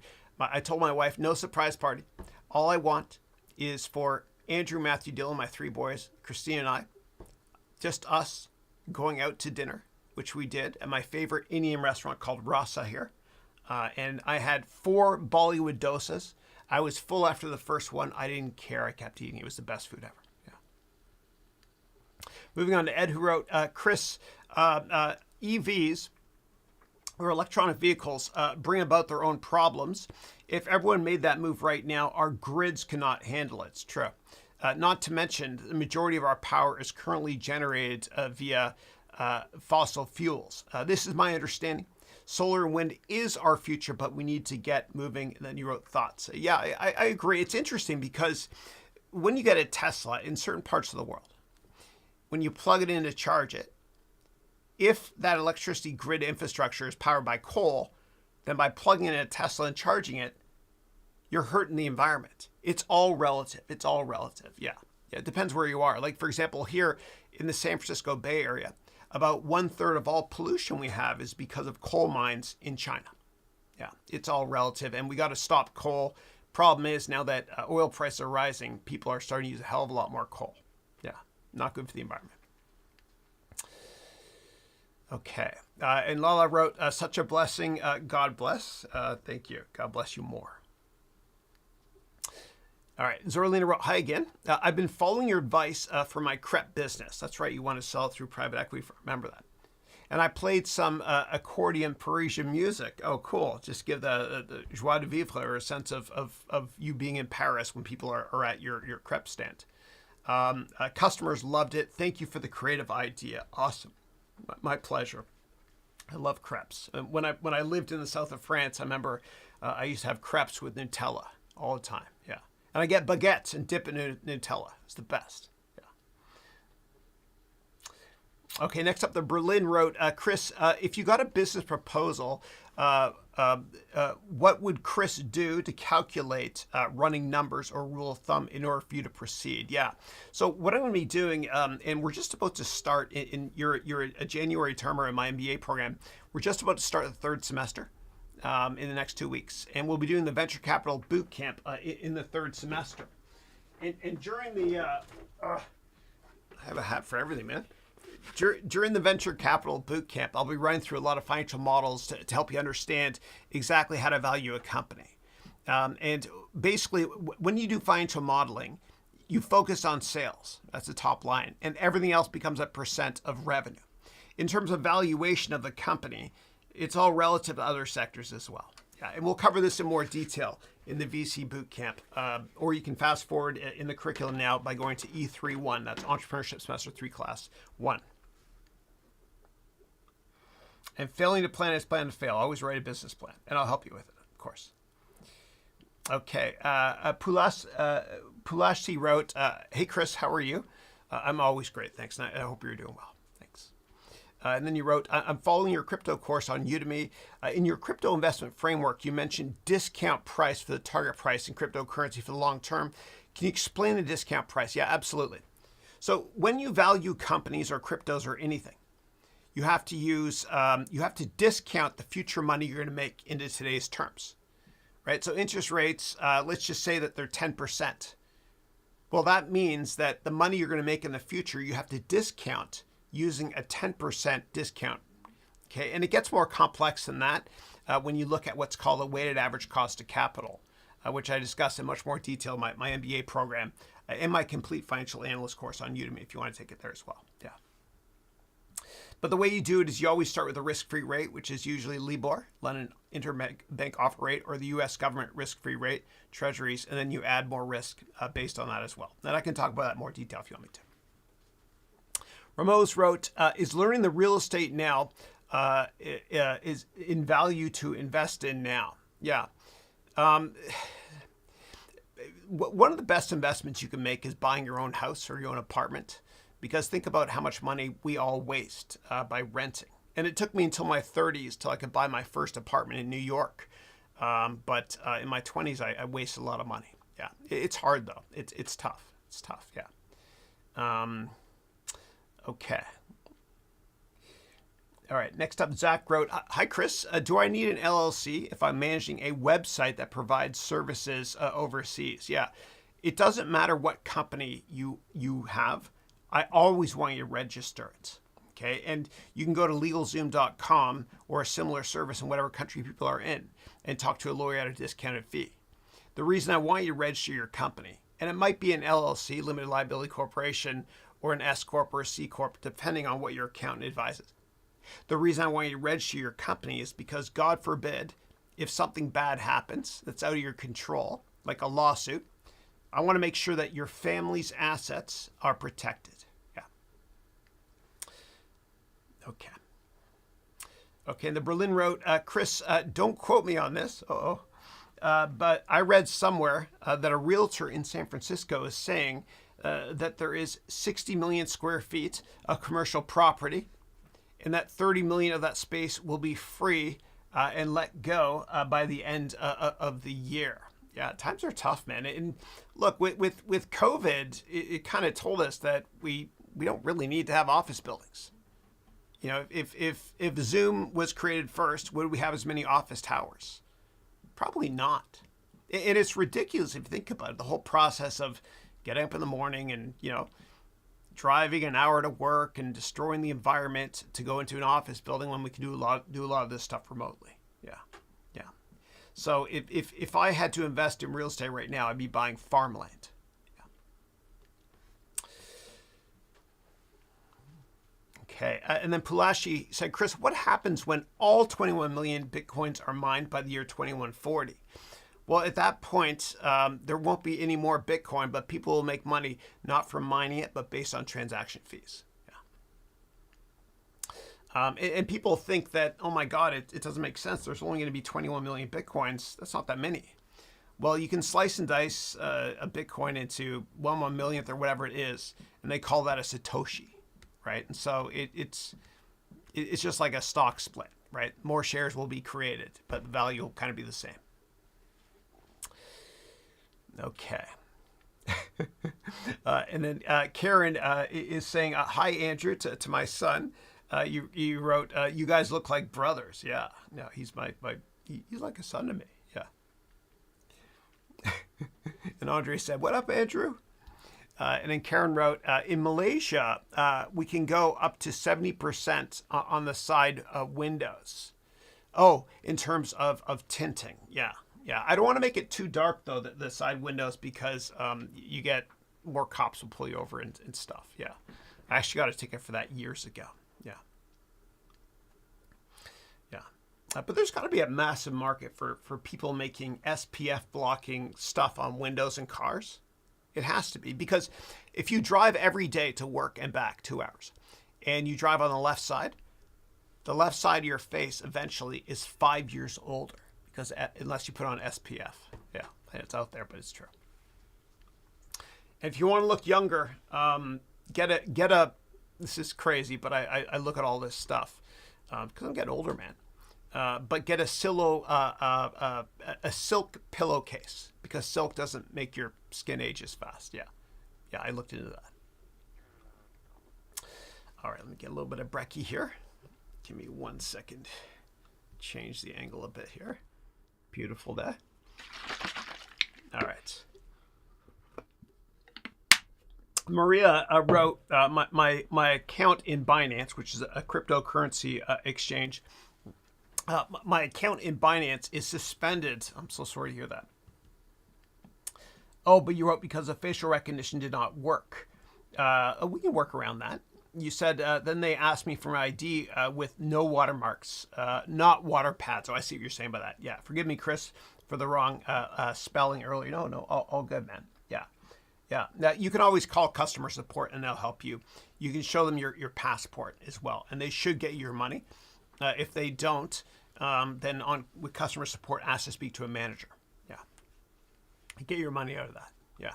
Keep your money, your cryptos, please, in cold storage, okay? Like a Trezor or a Ledger Nano.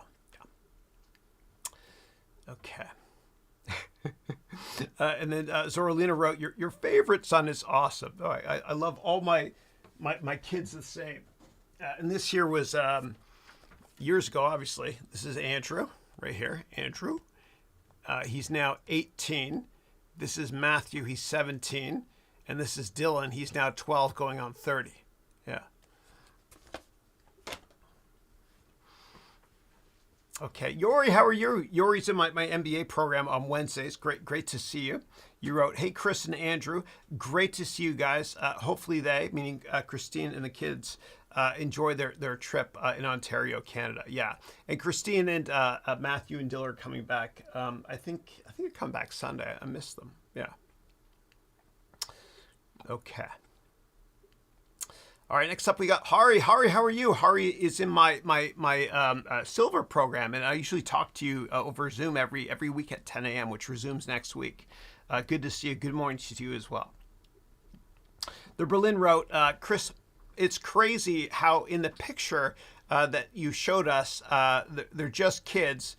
They're now grown men. My kids are growing up quickly as well. It's crazy, eh? And by the time your kid is 12 years old, you've already spent 90% of the time you'll ever spend with them. Now, because of COVID, I got a little bit more forced family fun with my kids as well. Yeah. And Alexis wrote here. Hold on 1 second. Hold on 1 second. Stay with me, folks. Sorry. When there's tons of messages at once, it jumps. It's my fault, not yours.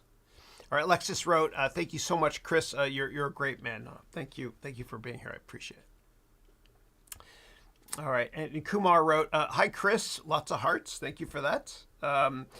You wrote, dude, what the hell are you eating? You look like you're in your 20s. Good to see you in good shape. I love your T-shirt, man. No, that was my son, Andrew. I'm just kidding. No, thank you. Yeah.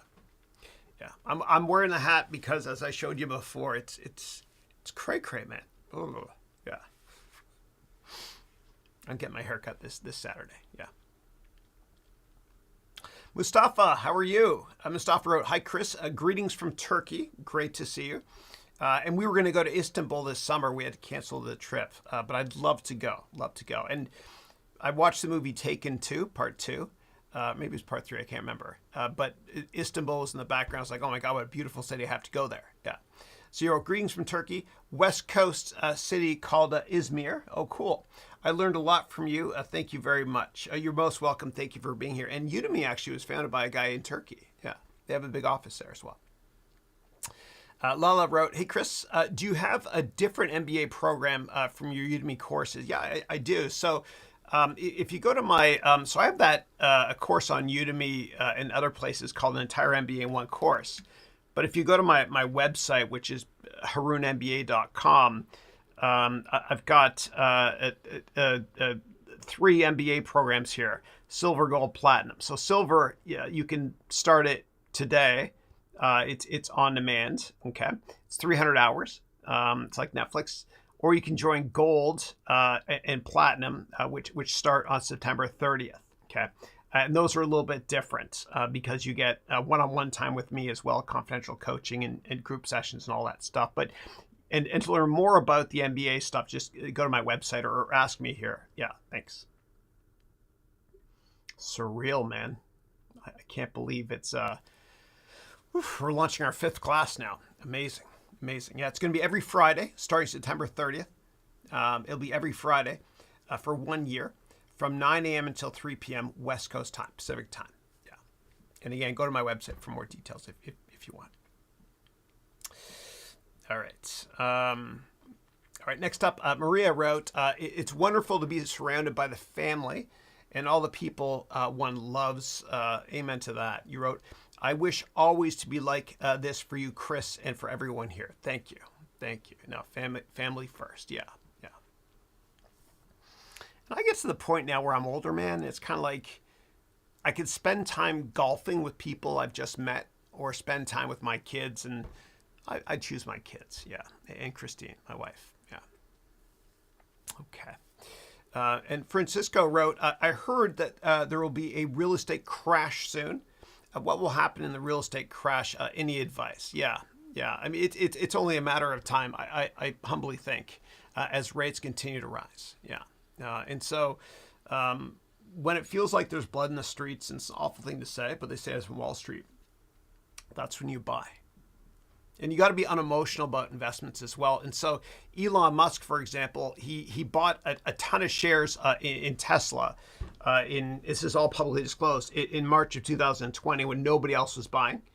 And then he sold tons of shares in Tesla last fall, just ahead of the early January peak in the market. And you got to be unemotional. And if you're very unemotional in business, and as Warren Buffett says, if you're greedy when others are fearful and fearful when others are greedy, then you'll do extraordinarily well. Because if you buy the same stock that everybody loves and everybody owns already, there aren't that many incremental investors to push it higher. You got to be a contrarian. And my favorite thing to do is to buy broken stocks, but not broken companies. And what that means is a broken stock is a stock where it feels like you're catching a falling knife. I like to buy broken stocks in high quality companies. And now is the time to start doing that. Yeah. Okay. And I had green screen set up here. That's how I did all those background images. But you can see that it makes everything blue go black. Yeah. Okay. All right. Next up, Maria or Kumar wrote, Elon Musk many times cued us that Bill Gates pumped millions of dollars to stop the Twitter deal. Oh, interesting. And also that he might die by some mysterious circumstance. Was it really Bill Gates that stopped the whole deal? I'd be surprised. So the thing about Bill Gates is that he's so wealthy. He has he's got this University of Chicago MBA graduate, manages all his money up in Redmond, Washington. He manages tons of money for Bill Gates, and sometimes that guy will go long and short in certain stocks, and it'll get disclosed to the public. It's not Bill Gates doing it; it's his money manager for the most part. Yeah. Although I do know that Elon and Bill Gates kind of butted heads on a few things. Yeah. Okay. And then place a search wrote, hello, sir, I'm from India. Call me Chris, please. It's great to see you. Thank you. And 11% of my viewers are from India. Yeah, it goes America, 20%, United States, America, 20%, India, 11%, and then Canada, Brazil, 3%, Australia, 2%, and the rest is fragmented. Yeah. Good to see you. Mike Flynn from my MBA program wrote, hey, Chris, I was reading about some JP Morgan precious metals traders who are on trial for spoofing trades to manipulate the price. Can you please explain how the spoofing works? Yeah, I don't know exactly what that means, but I do know that the bottom line is anytime you have a manipulation of markets, to make prices go up or down, it's against the law and you can go to jail for that. And my son, Matthew, one of his good friends, years ago, his friend would come over always, and the mother, but not the father. And I found out that the father spent a year in jail. I won't say who it is, obviously. He's a good guy. I like him a lot. He spent a year in jail because what he did was he worked in the semiconductor market. And what he did was he influenced prices, and he got together with another big firm you've heard of, okay, not Intel, but another one, and basically fixed the price by saying, hey, I won't cut prices if you don't. That's market manipulation. I know it's weird. You can go to jail for that. Yeah. Okay. Next up, we got Ryan, who wrote, are there any disadvantages to owning a company whose shares trade on more than one exchange? No, I don't think so. So what happens usually is for big companies that they have shares on many different markets. So for example, Oracle is listed in the United States, is listed in a couple of European markets, and Oracle Japan as well. It's just another way for them to get liquidity. Same thing with Nintendo. Nintendo is ticker 7974 on the Tokyo Stock Exchange, okay, the Nikkei. And it also is listed here in the pink sheets as ticker NTDOY. It's just a way for them to get more liquidity. I don't think there's anything wrong with that. Yeah. Okay. Next up, Kumar wrote, have you ever met Bill Gates? I have, yeah, a number of times. And how much power does he hold, in your opinion, in Silicon Valley? A lot. Yeah. So first time I met Bill Gates was back in 2003. So I worked at a big hedge fund called Kingdon Capital at the time. Mark Kingdon, great guy, he's a mensch, good dude, which is the oldest hedge fund in history. Right. And so what happened was every year I would go to Redmond, which is in Washington State in the Pacific Northwest, along with a gazillion other analysts for Microsoft's annual Analyst Day. And there's like 500 of us. And what happens is there's assigned seating at lunch. And so Bill Gates at lunch, on his left was the largest shareholder, the portfolio manager at Fidelity. And on his right was the second largest shareholder of Microsoft at the time, from Capital. And what I did was I noticed that in between the Fidelity and portfolio manager seat and Bill Gates, there's a little bit of a gap. And so what I did was I said, Garconi, or sorry, the waiter, whatever, sorry. And I pulled up a chair, and the waiter was cool about it. He set up a spot for me, and I sat right beside Bill Gates. It was awesome. It was surreal.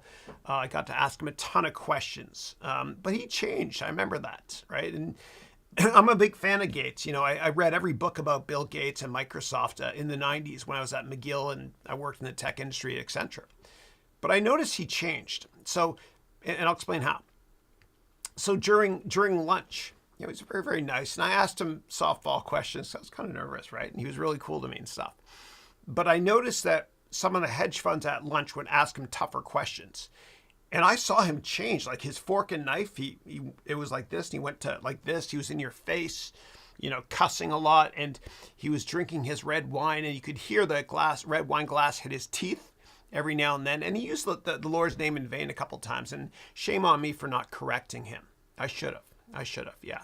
But it was interesting. And then I walked him to his car later on that night after we had a couple of drinks, a bunch of us, at Microsoft's headquarters. I thought a limousine was going to pick him up, but he got into this dirty, old, beat-up blue Lexus with 2 car seats in the back. His kids were younger then. He threw his jack in the back and drove home, yeah. But he was nice to me, and I met him a couple other times as well, yeah. He's a hell of a lot nicer than Steve Ballmer, yeah. Not a fan of Ballmer. Okay, and I can tell you why if you care. All right. In terms of how much power does Gates hold, he holds a lot of power here. You know, even at Stanford, he donated this massive computer science building. Money talks, yeah. And he's respected too. I mean, he's kind of, anytime one tech giant gets too powerful, there's always a bit of a pushback, kind of like with the New York Yankees in baseball. A lot of people don't like them because they're very good, right? And so there's kind of that pushback on Gates, but he's powerful, yeah. Okay. Rawlings, how are you? My goodness, it has been a while. You're my silver MBA from Nigeria, I think. And I think you exchanged messages with my platinum student that graduated last year, Kemi Tade, also from Nigeria, although she lives in Ottawa now. But you wrote, it's been a long while. I've been busy with work and exams. I've missed this family, and I'm glad to be home. It's great to see you, and welcome back. Great to see you.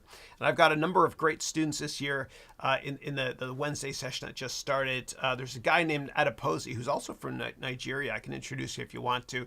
Really smart guy. He said something incredibly prophetic on June 1st, on our first class on Wednesday, June 1st. He said, with pain, you find your purpose. I love that. He's an architect. Okay, Patricia, good to see you. Patricia is my January MBA student this year. She is from the great state of New Jersey. She has wonderful art behind her on the wall as well. It's great to see you. I miss you. You wrote, sorry I'm late today. Good to see you guys. Great to see you. And I'm looking forward to catching up with you and everybody in the Gold and Platinum MBA program today at 11:20 for our weekly 2-week Zoom office hours. Yeah. Christina, how are you? Christina said, it took you until your 30s for what? The video paused. Oh, sorry about that. It says connection's good. So it took me until my 30s until I could buy my first place. I bought this tiny little apartment on the Upper East Side in New York. Yeah. Good to see you.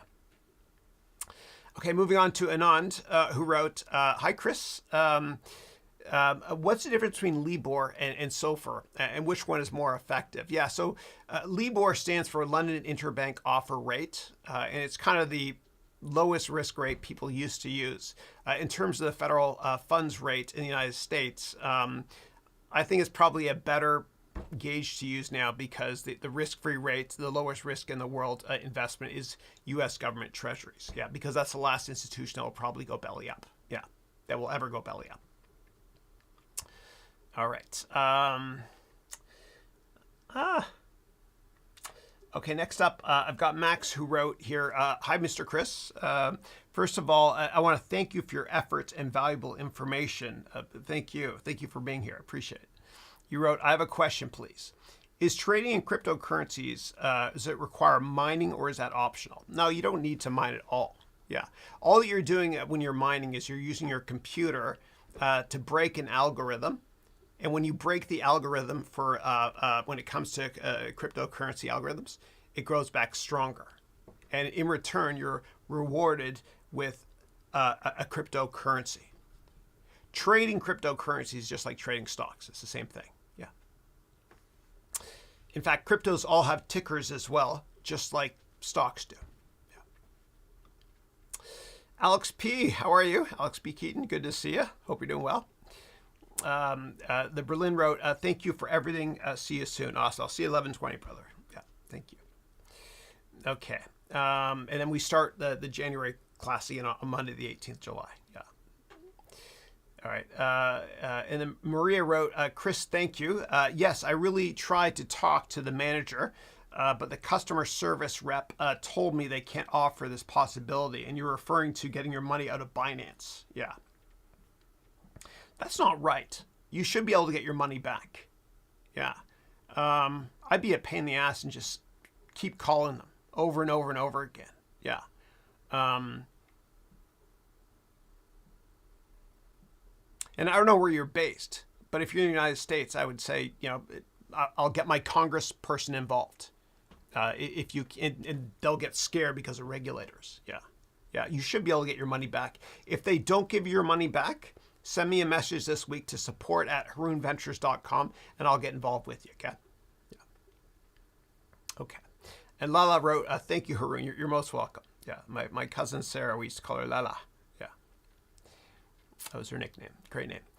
Okay, Alex P. wrote, hey, Chris, how's it going? Things are great, thank you. Hope you're doing well. I'm feeling much better now that COVID is done. And dude, I had a bad bout of COVID, man. I had pneumonia after that as well and a heart issue at the hospital, but I'm totally fine. Yeah. I said that for a little bit of sympathy. Yeah. Click the like button, please, everybody. I was sick. No, I'm just kidding. No, click the like button, everyone. It does help me a lot. Thank you. Okay. It's all I ask in return. Okay, Alex wrote, if a recession does happen in the future, and a recession is defined by 2 consecutive quarters of GDP being negative year over year. Yeah, which I think it could easily happen.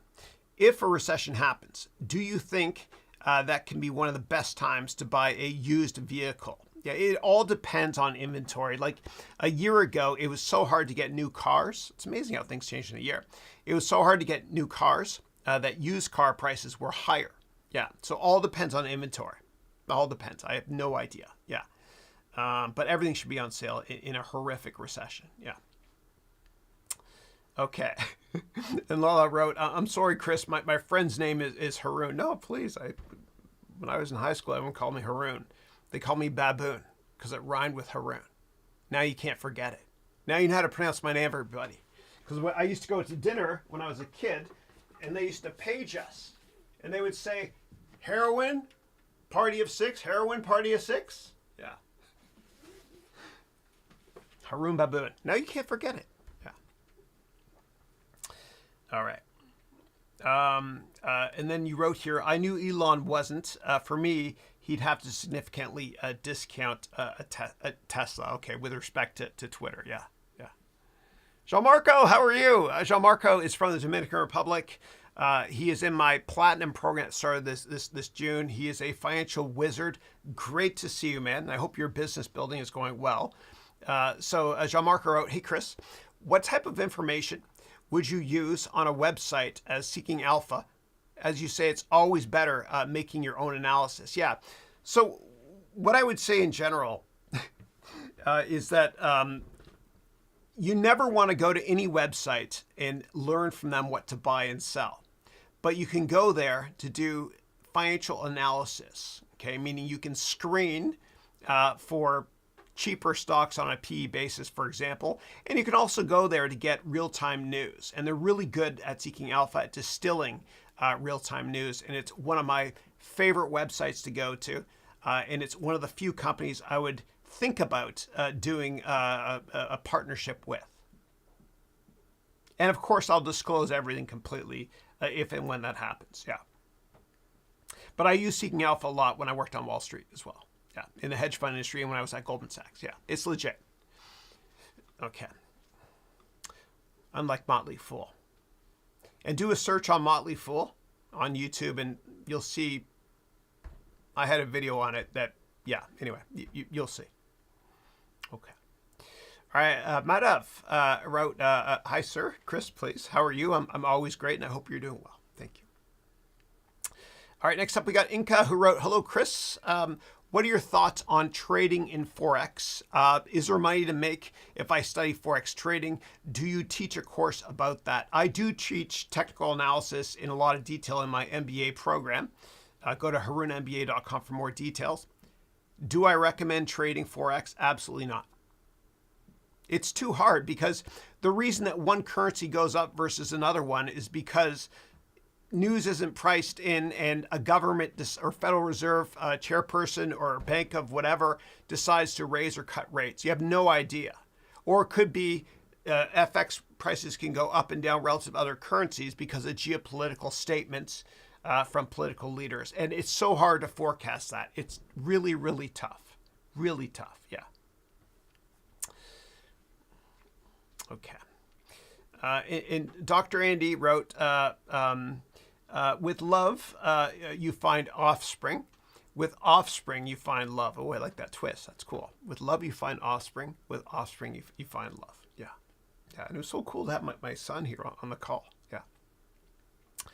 And Pulasti wrote, what do you think about what is best for a country if a company accepts cryptocurrencies? Yeah, I think what El Salvador has done is fiscally irresponsible, and I've said that since day one, by betting the future of a country on Bitcoin, something that a government can't control. You want to control your own currency because the way that you build an economy and you protect an economy is by issuing bonds. And if you can change the money supply of your own currency, then you can change interest rates. And you don't want to give that up to, some speculative electronic-based system like Bitcoin. And I do own Bitcoin, but I really do think that what happened was irresponsible of El Salvador to do that. Yeah. Then you had a follow-up. So you wrote, what do you think about what is best for a country if a country accepts cryptocurrency, using existing crypto or building its own cryptocurrency for that country and regulate that crypto So I think what makes a hell of a lot more sense is if a company wants to, or a country wants to use cryptos, they should create their own, right? And I do think that eventually the United States dollar is this fake money here. But I think that there will be crypto embedded in this, making it more secure. Because if you look at this, again, it's fake money. It looks and feels exactly what it looked and felt like 150 years ago, right? And monopolies are lazy. They don't have to change. But now finally there's competition for capital, meaning cryptos could give competition to this fiat-based old school system. And so again, I think U.S. government and other big countries, they're going to kind of embed some sort of secure algorithm or crypto algorithm within this. Yeah, they'll take their time with it though. The U.S. government will at least. They'll watch other countries and see how they do first. Yeah, they won't be a first mover because they got a monopoly. Yeah, but I think that in a lot of countries, cryptocurrencies will be made illegal because cryptos are the biggest threat to national security. Right? Because let's say we're in Russia. And what had happened is the ruble's gone up a lot because Putin has basically increased interest rates massively on the ruble, and by doing that, by influencing interest rates, he can issue bonds, to basically pay for this disgusting war that he started, which won't end for decades. If people in Russia started not using the ruble and they just wanted to use cryptocurrencies, then Putin would not be able to issue bonds to be able to finance whatever crap it is he's doing. Yeah. So I think a lot of countries, especially more left-wing countries like Russia and communist countries in general, they will make cryptos illegal. Yeah. And I think if the U.S. government, if they regulate cryptocurrencies a little bit more, it's incredibly bullish or positive for cryptos because it's a signal they're not going to make them illegal, which they won't do in the United States. Yeah. The more left-wing or socialist a country is, the more likely it is that they're going to make cryptos and mining cryptos illegal. Because socialist or left-wing or communist-based economies and countries, what they do is they want control. Yeah. Versus democracies where there's a lot of checks and balances in place.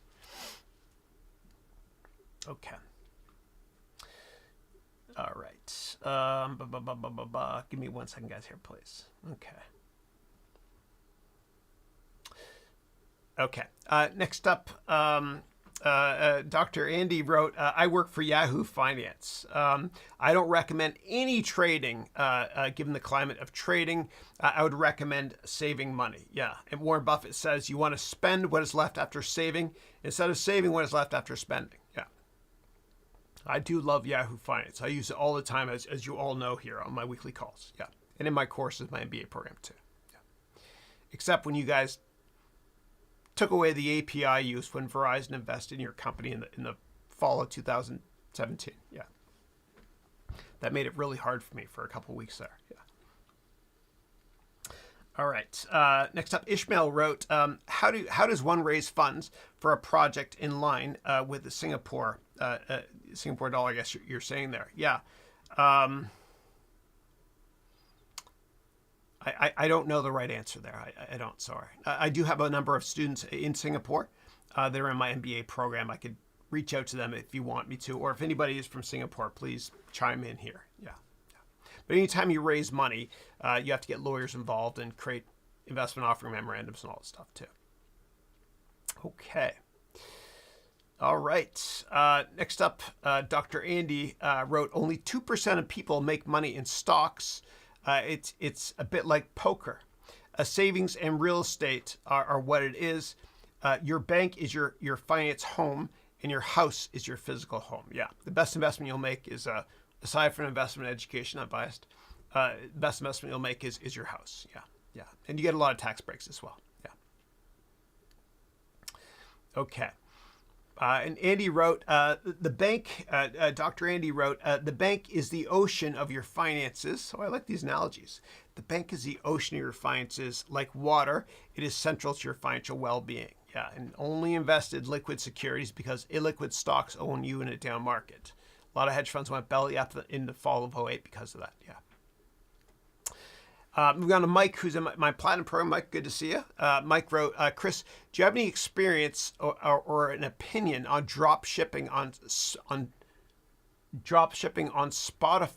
whoa, or eBay as a side hustle? I've never heard of that in Spotify. How would you drop ship on Spotify? It's all digital. eBay, a little bit. Yeah. I bought a lot of stuff from AliExpress.com in the past, imported it, cost me next to nothing, and I resold it while those opportunities existed. Yeah. And my kids, actually, Andrew, Matthew, and Dylan, the way they bought their iPhones was they sold, I didn't want to give them iPhones, they sold a ton of iPhone cases, which they imported from AliExpress, right, which is Alibaba's website. They imported from AliExpress and sold on eBay. I'm not an expert in drop shipping, though. No. Okay. And then Andy wrote, your job or vocation is your main source of income. Yeah. And hopefully your vocation is your vacation. And that's how I feel with my job. I don't have a job. I have a vacation. I love doing what I'm doing. Yeah. Okay.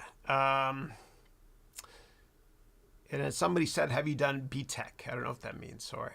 BTEC. If anybody knows what that means, just please chime in and help us understand. Thanks. Okay, and then Dr. A wrote, without a bank, you will drown in the maze of complicated and unreliable investment Ponzi's. Yeah. It's like Madoff, Bernard Madoff. And we should have known in hindsight, because, his name is Madoff, because, he made off with, speaking of Ponzi's. Okay, and then Dr. A wrote, I have an eBay store with 5,000 items, and I make about $300 a week. Nice. Very cool. And Mike Flynn, you asked a question about drop shipping. Dr. Andy, let me ask you for Mike, what is the best way for Mike and the rest of us to learn about drop shipping? Yeah. Okay, cool. All right, Christina wrote, thank you for always, which put in caps, always answering questions. My pleasure. Thank you for being here. You wrote, I've been following you for years, and you're a star stand-up guy. Thank you. And you wrote, I hope to join your program soon, too. Thank you. I appreciate that. Thank you. I'm glad you got to meet my son, too. That was pretty cool, man. Yeah. As he's going out and tinting the windows of my car. He wanted to put chrome detailing on as well. That's too much. I'm not going to do that. Yeah. All right, and then we've got here, hold on a second here. And I've got to wrap this up in a couple of minutes. I apologize. If people have more questions, if you're in my platinum or gold program, ask me at 11:20 today. And for those of you in my silver MBA program, I'll resume the weekly calls that start at 10 a.m., the Zoom calls starting next week. Thanks. Thanks for your patience, everybody, for allowing me to take a little bit more time off just to regenerate. But we're not behind schedule in any of our MBA programs. Yeah. And I really should not have been teaching. I really should not have done this call a couple weeks ago when I lost my voice. Remember that? It was brutal. It was terrible. Charles Barkley says terrible. It's just terrible. Okay. Maria wrote, Chris, thank you very much. I'm based in Germany. Thank you very much for your help. Thank you. And thank you so much for Germany for Hans Zimmer. I don't know what I would do without Hans Zimmer. He's the best. And whenever I'm working sometimes and I can't focus, I'll ask Alexa or Siri to play music by Hans Zimmer. Yeah. My favorite one album by him is the soundtrack for Interstellar. Imagine watching a movie with no music. That's what working is like with no music. You got to throw it on the background. Classical always. Alex wrote here, Chris, I heard the housing crisis in the Bay Area had prices slightly decrease during the pandemic. Would you say prices have gone up or down in that area of the country? So where I live, it continues to go up. It's kind of actually slowed down in the past couple of months, just given the higher interest rates.